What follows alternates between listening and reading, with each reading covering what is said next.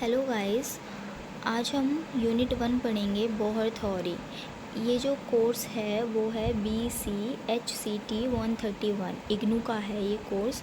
और जो अभी नया प्रोस्पेक्टस आया है उसी का सिलेबस है ये। तो मैंने आपको कोड बताया, उसी का चैप्टर नंबर 1 है ये बोहर थ्योरी। इसको हम पढ़ेंगे। इसमें इंट्रोडक्टिव पार्ट भी है, प्रोस्पेक्टिव्स भी है कि हम क्या पढ़ेंगे, ऑब्जेक्टिव्स भी है। ठीक है, तो हमारा जो पहला टॉपिक आता है वो ये आता है कि अर्लियर एटॉमिक मॉडल्स, यानी कि पहले के एटॉमिक मॉडल्स कैसे हुआ करते थे। तो पहला आता है डाल्टन, फिर थॉमसन, फिर रदरफोर्ड। तो हम इनको 1 बाय 1 पढ़ेंगे।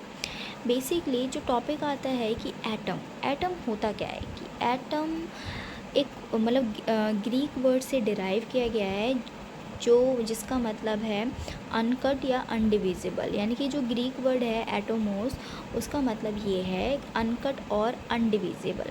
तो यहाँ पे एक मॉडल प्रपोज किया गया है डाल्टन के थ्रू, थॉमसन के थ्रू और रदरफोर्ड के थ्रू। तो इनको हम 1 बाय 1 पढ़ेंगे। पहला आता है डाल्टन।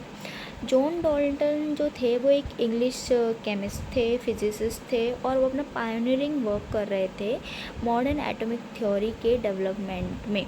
ठीक है, तो उनके कुछ पोस्टुलेट्स भी थे और उन्होंने फिर ये जो आइडिया था डेमोक्रिटस का, उसके जो एटॉमिक थ्योरी के बेस पे उन्होंने ये एक्सप्लेन कर पाए थे कि एक्चुअल में मतलब जो लॉ ऑफ केमिकल कॉम्बिनेशन है उसको उन्होंने एक्सप्लेन किया था।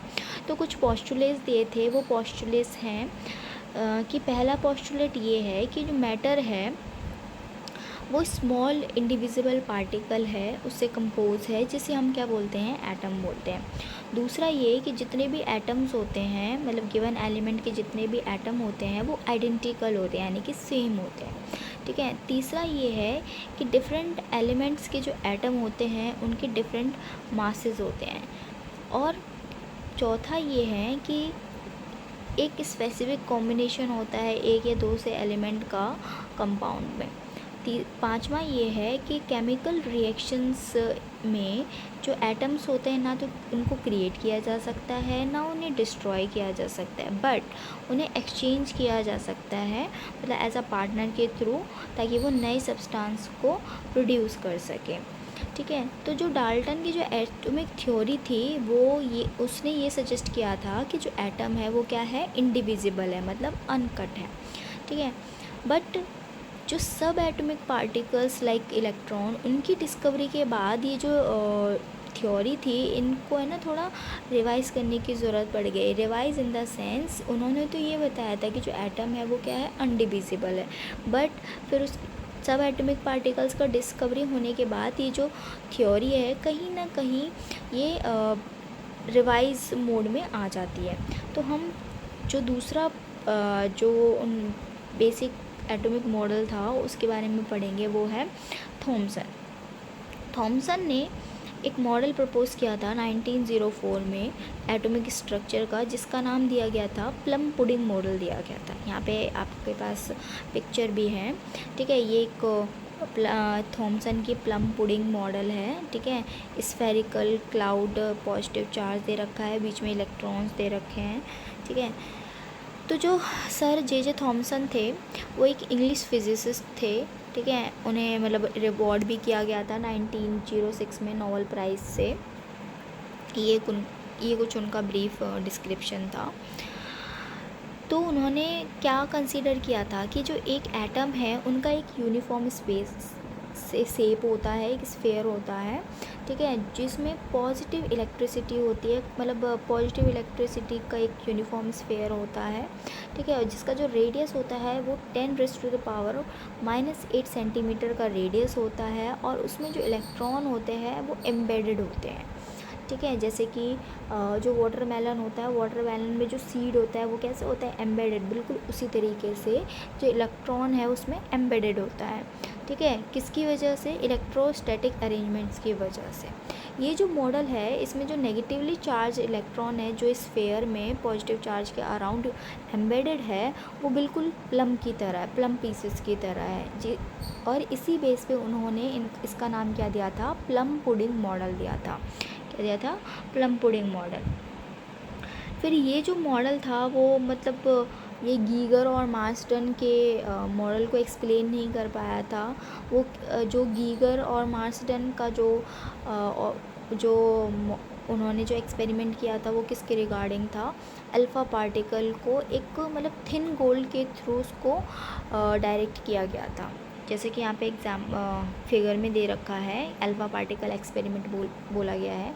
यानी कि यहाँ पे अल्फ़ा रेस को जो गोल्ड थिन का जो फॉइल पेपर है उसमें बम्बार्डिंग की गई थी, और फिर बम्बार्डिंग में ये जो पार्टिकल्स आपको दिख रहे हैं रेड कलर के, वो स्कैटर्ड पार्टिकल्स हैं, और कुछ पार्टिकल्स अनडिफ्लेक्टेड हो गए हैं, ठीक है, और कुछ पार्टिकल मतलब सर्कुलेटेड फ्लोरेसेंट स्क्रीन दिखाई दे रहे हैं। तो उसके बारे में भी पढ़ेंगे कि जो अल्फ़ा पार्टिकल्स है वो डिफ्लेक्ट हो गए थे स्ट्रेट लाइन से, और कुछ वापस आ गए, और जो यूनिफॉर्म स्फीयर था पॉजिटिव चार्ज का, जिन्होंने सिर्फ कुछ ही ग्रेजुअल डिफ्लेक्शन दिखाया अल्फ़ा पार्टिकल का, बट नॉट स्कैटरिंग, लेकिन कई स्कैटर नहीं कर रहे थे फॉइल से। रदरफोर्ड ने 1911 में यानी कि अल्फ़ा रे स्कैटरिंग एक्सपेरिमेंट के बेसिस पे ये सजेस्ट किया, जो पॉजिटिव चार्ज है और जो एटम का जो मास है वो स्पेस में कंसंट्रेटेड है, ठीक है, जो कि बहुत ही स्मॉलर है, और उन्होंने एटम के द्वारा ऑक्यूपाई किया हुआ है स्पेस को। और उन्होंने ये सजेस्ट किया कि जो एटॉमिक मॉडल है, यानी कि इस एटॉमिक मॉडल को क्या नाम दिया, न्यूक्लियर मॉडल दिया, ठीक है, which consisted of a nucleus at the centre, यानी कि न्यूक्लियस मतलब सेंटर में है, और उसके जो नेगेटिव, उसके अराउंड जो नेगेटिव पार्टिकल्स है वो क्या है, सराउंडेड है, ठीक है। तो जो न्यूक्लियस है मतलब उसमें मास भी है और पॉजिटिव चार्ज भी है, तो ऐसा वो किस लिए एक्सप्लेन कर पाए, अल्फ़ा पार्टिकल्स की वजह से, जो एक्सपेरिमेंट किया गया था उसकी वजह से वो एक्सप्लेन कर पाए थे। ये जो अल्फ़ा पार्टिकल्स थे वो बहुत ही क्लोज, न्यूक्लियस के क्लोज से गए थे, जो डिफ्लेक्ट हुए, लार्ज एंगल्स के थ्रू डिफ्लेक्ट हुए, ठीक है, और कई उन्होंने मतलब कई जो थे वो उन्होंने कम डिफ्लेक्शन दिखाया, जैसे कि यहाँ पे दिखाया जा रहा है फिगर में, ठीक है। आप फिगर में ये जो अल्फ़ा पार्टिकल्स हैं, कई डिफ्लेक्ट हुए, कई डिफ्लेक्शन नहीं हुए, कई लार्ज डिफ्लेक्शन हुआ, तो कई न्यूक्लियस से टकरा कर वापस आ गए सोर्स की तरफ, तो यहाँ पे लार्ज डिफ्लेक्शन दिखाई दे रहा है। तो इससे ये पता चलता है कि जो इलेक्ट्रॉन है वो न्यूक्लियस पे गिरे नहीं है, ठीक है, इलेक्ट्रोस्टैटिक अट्रैक्शन की वजह से। तो रदरफोर्ड को ये मिलता है, उन्होंने एक पोस्टुलेट करा कि जो रैपिड इलेक्ट्रॉन का जो रैपिड रोटेशन है वो न्यूक्लियस के अबाउट, वो बिल्कुल प्लैनेट्स के थ्रू है, जो सन के चारों ओर चक्कर लगाती है। यहाँ पे न्यूक्लियस दे रखा है, ये जो इलेक्ट्रॉन्स हैं यहाँ के चारों ओर घूम रहे हैं, और ये जो यहाँ पे आपको दिखाई दे रहा है ये सारे ऑर्बिट्स हैं। तो बिल्कुल उसकी तरह, जिसकी तरह मतलब हम लोगों ने पढ़ा होगा कि जो प्लैनेट्स हैं वो चारों ओर चक्कर लगाते हैं सन के, तो बिल्कुल उसी की तरह है, ठीक है। तो ये जो एनालॉजी है वो मिसलीडिंग कर रही है मतलब कहीं ना कहीं।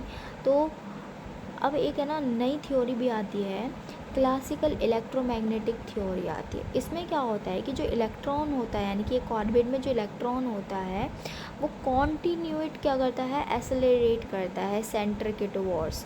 अब ये जो एसेलरेटेड इलेक्ट्रिक चार्ज है, अब कहीं ना कहीं तो रेडिएशन निकालेगी, तो ये रेडिएट करती है, तो कॉन्सिक्वेंटली होता क्या है कि एनर्जी का लॉस होता है। तो जब एनर्जी का लॉस होता है तो जो इलेक्ट्रॉन है वो स्पाइरल पाथ को मतलब न्यूक्लियस के पास जाती है, मतलब जो इलेक्ट्रॉन है वो डाउन हो जाती है स्पाइरल पाथ में, ठीक है, न्यूक्लियस के टुवर्ड्स। तो इससे क्या होता है, एटम का कोलैप्स हो जाना चाहिए, बिल्कुल इस तरीके से जो फिगर में दिखाया जा रहा है, ठीक है। अब यहाँ पे ऐसे क्यों जो वन क्वेश्चन दे रखा है कि मतलब what is the essential difference between atomic models proposed by Thomson and Rutherford, ठीक है। तो क्वेश्चन है कि एटॉमिक मॉडल जो डिफरेंसेस थे मतलब थॉमसन और रदरफोर्ड के, उनमें डिफरेंस क्या है। तो अब आपको इस क्वेश्चन का आंसर पता चल जाएगा। नेक्स्ट है Bohr atom model. Bohr atom model, यानी कि हाइड्रोजन की स्टेबिलिटी को एक्सप्लेन करने के लिए, हाइड्रोजन एटम के स्पेक्ट्रम को एक्सप्लेन करने के लिए जो डेनिश फिजिस्ट थे नील्स बोहर, उन्होंने एक एटम मॉडल को सजेस्ट किया। ठीक है, ये रदरफोर्ड मॉडल के इम्प्रूवमेंट में था। भाई रदरफोर्ड की मॉडल ने क्या बोला था कि जो इलेक्ट्रॉन्स हैं वो बिल्कुल जब उनके पास एनर्जी का लॉस होता है तो वो न्यूक्लियस पे गिर जाने चाहिए।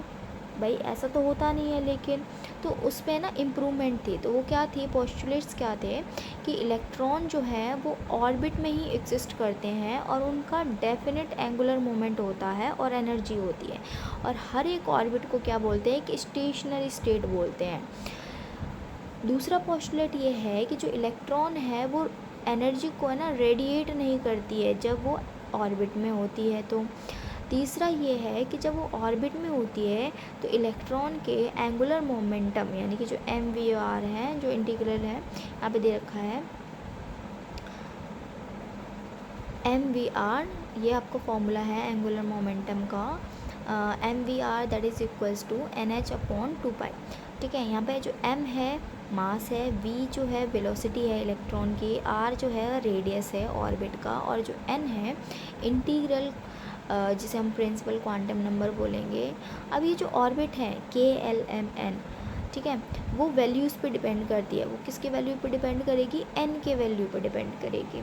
ठीक है, यहाँ पे जो H है वो हमारा प्लैंक कांस्टेंट है, जिसकी वैल्यू हम आगे आने वाली क्लास, आगे वाले चैप्टर में पढ़ेंगे, या फिर आपने 11th-12th क्लास में पढ़ा भी होगा। नेक्स्ट है कि जो हर एक जो स्पेक्ट्रल लाइन होती है, एक इलेक्ट्रॉन के द्वारा जो स्पेक्ट्रल लाइन जो प्रोड्यूस की जाती है, ठीक है, वो जो इलेक्ट्रॉन जब एक ऑर्बिट से दूसरे ऑर्बिट में जंप करती है तो रेडिएशन, मतलब कुछ डेफिनेट फ्रीक्वेंसी में रेडिएशन होती है।